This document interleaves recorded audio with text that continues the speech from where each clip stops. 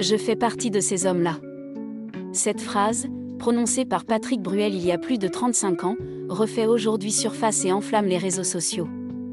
Depuis plusieurs semaines, le chanteur traverse l'une des périodes les plus délicates de sa carrière. Plusieurs plaintes ont été déposées contre lui pour viol, tentative de viol, agression sexuelle et harcèlement sexuel.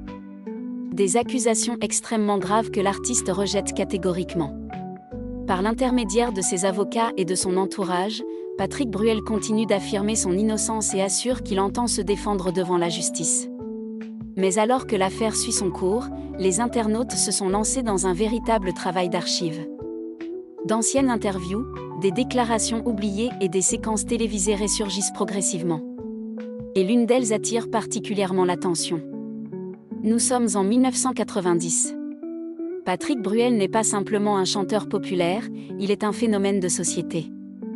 La Bruelmania est à son apogée. Ses albums se vendent par millions, ses concerts affichent complets en quelques heures et des milliers de fans se pressent partout où il apparaît.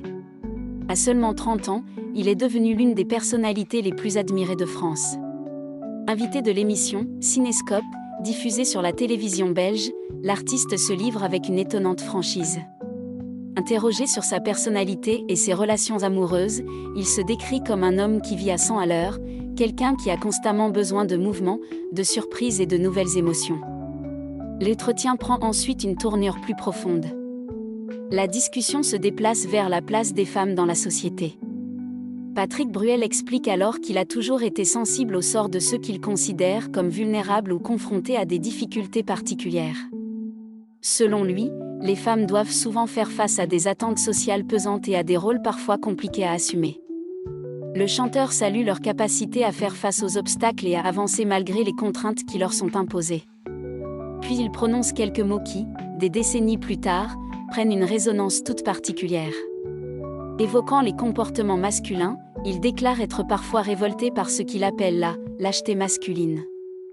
Mais il précise immédiatement qu'il ne prétend pas être un homme parfait. Et c'est à ce moment-là qu'il prononce cette phrase devenue virale, « Je fais partie de ces hommes-là. Je ne suis pas un mec parfait qui critique les autres mecs. » En 1990, cette déclaration passe pratiquement inaperçue. Elle est perçue comme une réflexion générale sur les relations entre les hommes et les femmes et ne suscite aucune polémique particulière. Mais 36 ans plus tard, le contexte est radicalement différent. La vidéo est aujourd'hui massivement relayée sur les réseaux sociaux. Chaque mot est disséqué, chaque phrase est analysée et les interprétations se multiplient. Pour certains internautes, cette séquence prend une dimension nouvelle à la lumière des accusations actuelles. D'autres, au contraire, estiment qu'il est dangereux de relire des propos anciens en leur attribuant un sens qu'ils n'avaient peut-être pas au moment où ils ont été prononcés. Le débat est intense et les opinions sont profondément divisées. Une chose est néanmoins certaine, cette interview oubliée rappelle à quel point certaines déclarations peuvent changer de signification avec le temps. Des phrases prononcées des décennies plus tôt peuvent soudainement revenir au premier plan et être interprétées différemment lorsqu'elles rencontrent une actualité brûlante.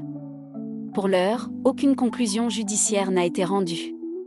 L'enquête est toujours en cours et devra permettre d'établir les faits avec précision. En attendant, Patrick Bruel continue de contester fermement les accusations portées contre lui. Mais une simple phrase prononcée en 1990 continue, elle, de faire couler énormément d'encre et d'alimenter un débat qui est loin d'être terminé. Si cette vidéo vous a intéressé, pensez également à la liker et à la partager autour de vous.